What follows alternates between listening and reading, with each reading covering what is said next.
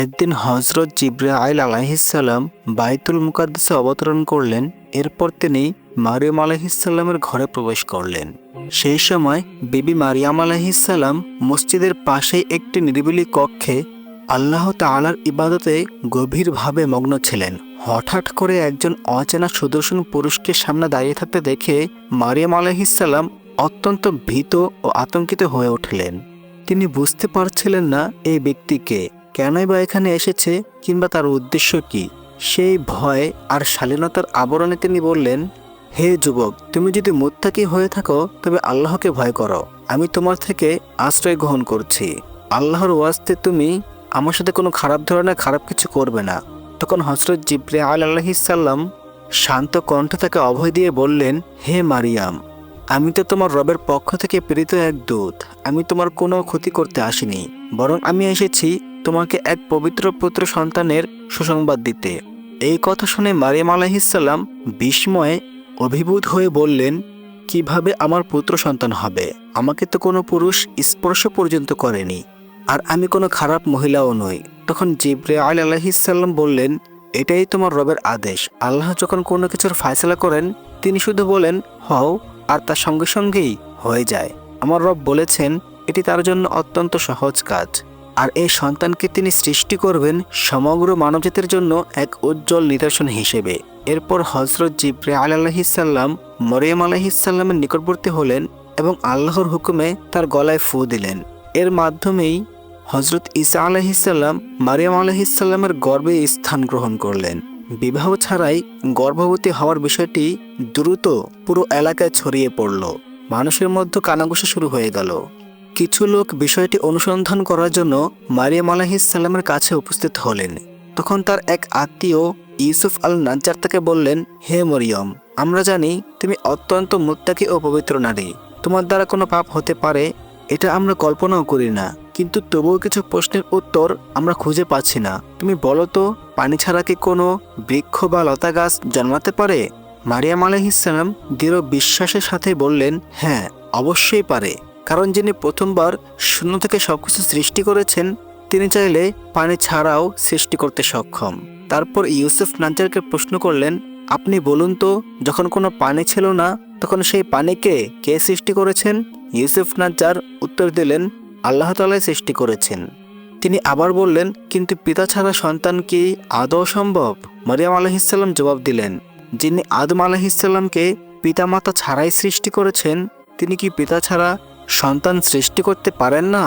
এই উত্তর শুনে ইউসুফ নাজ্জার গভীরভাবে অভিভূত হয়ে গেলেন এবং সাথে সাথে উচ্চারণ করলেন, আল্লাহু আকবার, অর্থাৎ নিশ্চয়ই আল্লাহ তাআলা সবকিছুর উপর ক্ষমতাবান, তিনি সর্বশক্তিমান ও সর্বশ্রেষ্ঠ। অতঃপর হযরত মারিয়াম আলাইহিসসালাম মানুষের কটু কথা, অপবাদ ও নানাবিধ সন্দেহ থেকে বাঁচার জন্য একাকিত্ব অবলম্বন করলেন। তিনি লোকালয় ত্যাগ করে এক নির্জন ও দূরবর্তী স্থানে আশ্রয় নিলেন। বিশুদ্ধ বর্ণনা অনুযায়ী তিনি তখন 9 মাসের গর্ভবতী ছিলেন। সন্তান প্রসবের সময় ঘনিয়ে এলো। তিনি বাইতুল আহমে চলে যান, যা বর্তমানে বেতেলহেম নামে পরিচিত। সেখানে পৌঁছানোর পরই তার উপর প্রচণ্ড প্রসব বেদনা শুরু হয়। সাধারণত এমন কঠিন মুহূর্তে একজন নারী তার স্বামী কিংবা মায়ের হাত ধরে সাহস পায়, কিন্তু সেই দুঃখ সময়ে মারিয়াম আলাইহিসসালামের পাশে কেউই ছিল না। তার একমাত্র আশ্রয় ছিল একটি খেজুর গাছ। তিনি সেই খেজুর গাছের গুড়ি শক্ত করে ধরে ব্যথায় অস্থির হয়ে বললেন, হায়, আমি যদি এর আগেই মারা যেতাম এবং মানুষের স্মৃতি থেকে সম্পূর্ণ বিলুপ্ত হয়ে যেতাম, তবে আজকের এই কষ্ট ও লাঞ্ছনার দিন আমাকে দেখতে হতো না। অতঃপর আল্লাহ তাআলা কুদরতে হযরত ঈসা আলাইহিসসালাম পৃথিবীতে আগমন করলেন। সদ্যজাত সন্তানের মুখের দিকে তাকিয়ে মারিয়াম আলাইহিসসালামের হৃদয়ে প্রবল মাতৃস্নেহ জেগে উঠল, কিন্তু একই সঙ্গে তিনি গভীর দুশ্চিন্তায় পড়ে গেলেন। এই সন্তানকে নিয়ে লোকালয়ে ফিরে গেলে মানুষের কাছে কি জবাব দিবেন? ঠিক তখনই অদৃশ্য থেকে এক সান্ত্বনাদায়ক কণ্ঠ ভেসে এলো, হে মারিয়াম, তুমি এসব নিয়ে দুঃখ করো না।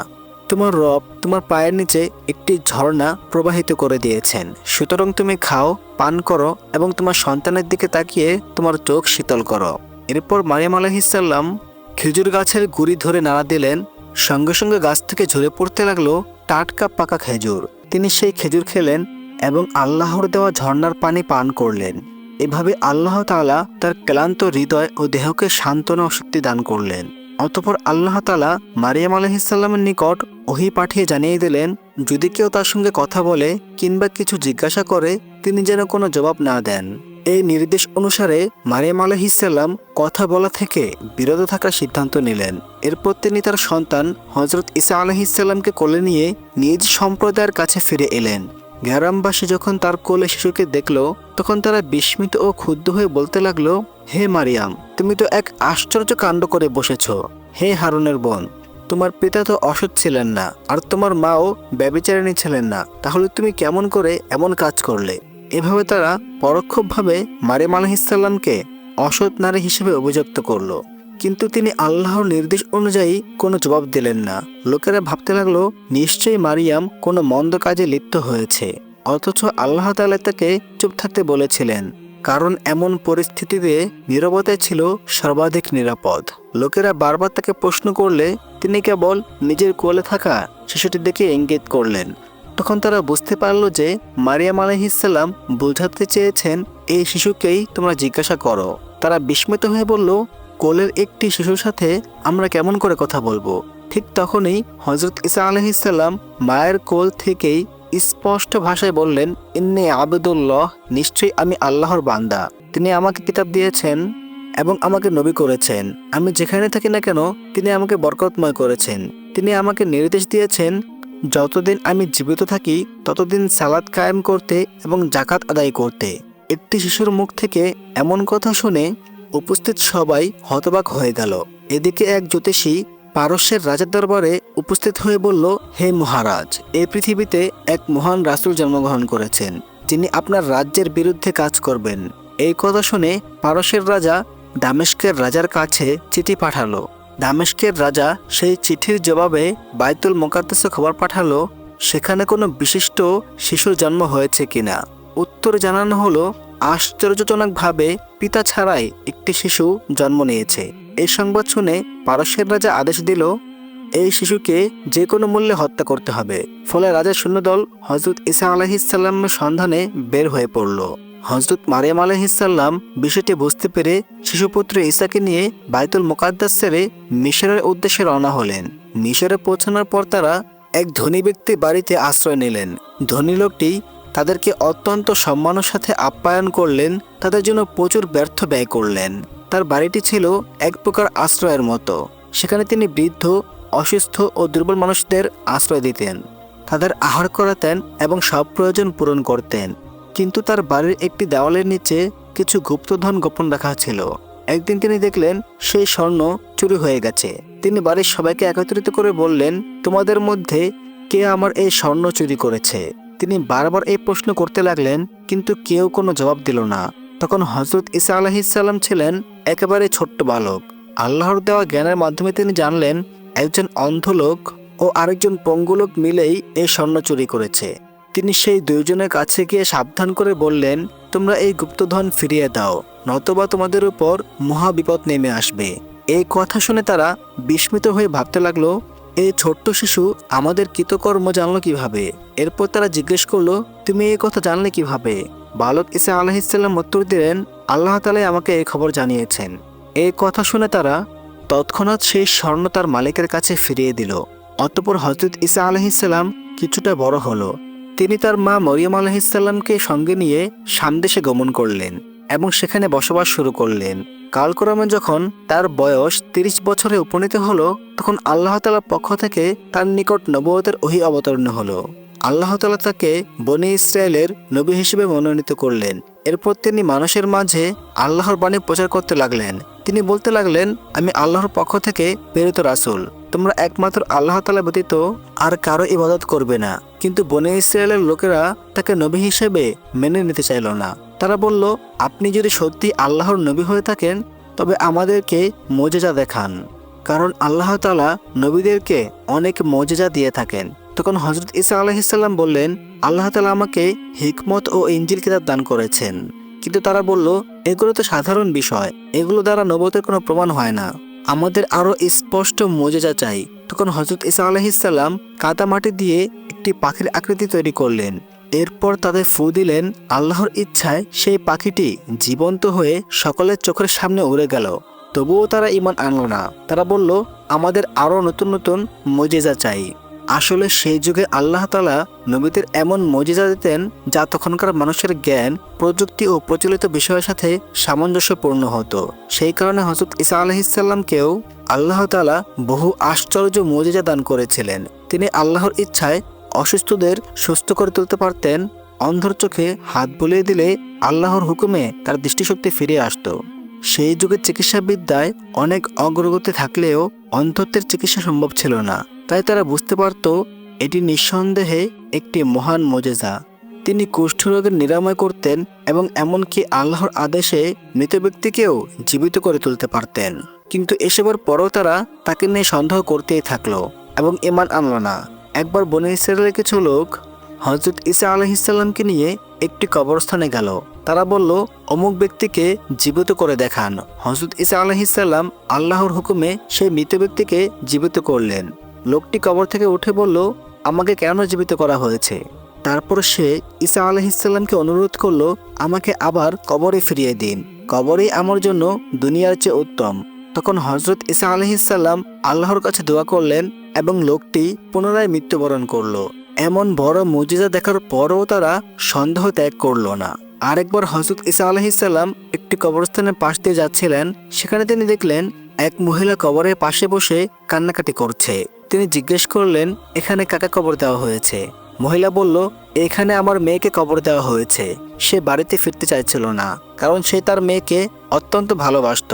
কাঁদতে কাঁদতে সে বলল, যদি আমার মেয়েকে জীবিত করে দেওয়া হতো আর তার বদলে আমি মারা যেতাম তবে কতই না ভালো হতো।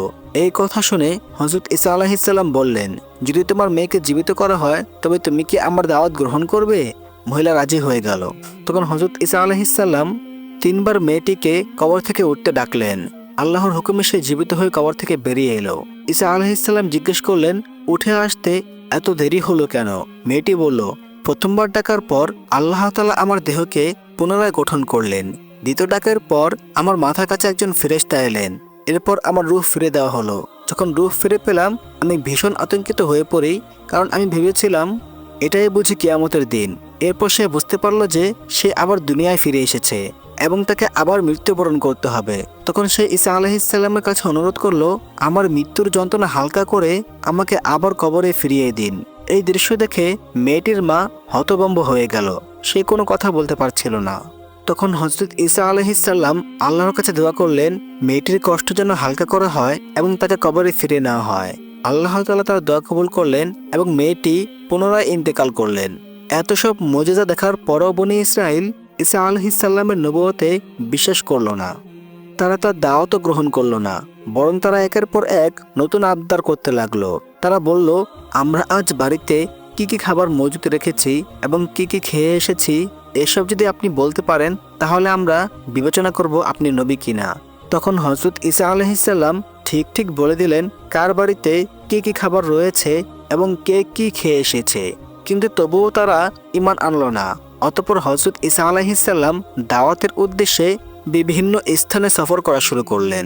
এভাবে চলতে চলতে তিনি আল নাসিরা নামক শহরে পৌঁছে গেলেন। সেখানে তিনি মানুষদেরকে আল্লাহর দিকে আহ্বান করলেন এবং তাদেরকে প্রশ্ন করলেন, মান আনসারি ইল্লাল্লাহ, অর্থাৎ তোমাদের মধ্যে কারা আল্লাহর সাহায্যকারী হবে?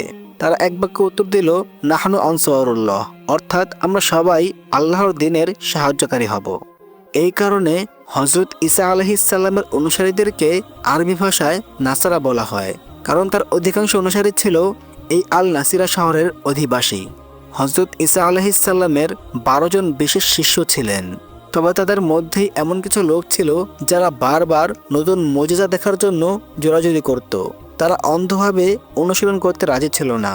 ফলে তাদের দাবি পূরণ করতে হযরত ঈসা আলাইহিস সালামের জন্য একটি বড় পরীক্ষা হয়ে দাঁড়ালো। তারা দাবি করল, আল্লাহ তাআলা যেন আসমান থেকে আমাদের জন্য একটি খাদ্য ভর্তি দস্তরখানা বা ঝুড়ি নাজিল করেন।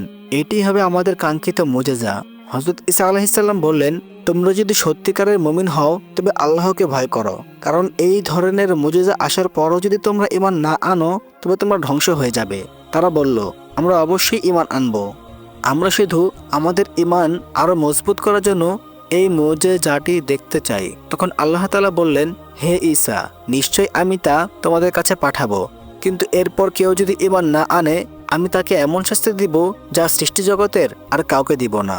অতঃপর আল্লাহ তাআলা আসমান থেকে খাদ্য ভর্তি ঝুড়ি নাজিল করলেন। ফেরেশতারা মানুষের আকৃতিতে সেই ঝুড়ি নিয়ে এলেন। ঝুড়ির মধ্যে ছিল মাছ, মাংস, জলপাই, সামুদ্রিক খাবার, ফলমূল, রুটিসহ বহু প্রকার খাদ্য। কিন্তু হযরত ঈসা আলাইহিসসালামের শিষ্যরা প্রথমে সেই খাদ্য খেতে ভয় পাচ্ছিল। তখন ঈসা আলাইহিসসালাম সমাজের দরিদ্র ও অসহায় মানুষদের ডেকে এনে আগে তাদেরকে খাওয়ালেন।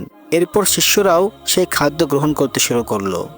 এরকম বিরাট মুজিজা দেখার পরও বনী ইসরায়েলেরা ঈমান আনলো না। অতঃপর আল্লাহ তাআলা তাদেরকে কঠিন আযাবের মাধ্যমে ধ্বংস করে দিলেন। তো বন্ধুরা, এই ছিল আজকের ঘটনা। আল্লাহ তাআলা আমাদের সবাইকে সঠিক পথে চলার তৌফিক দান করুন। আমিন।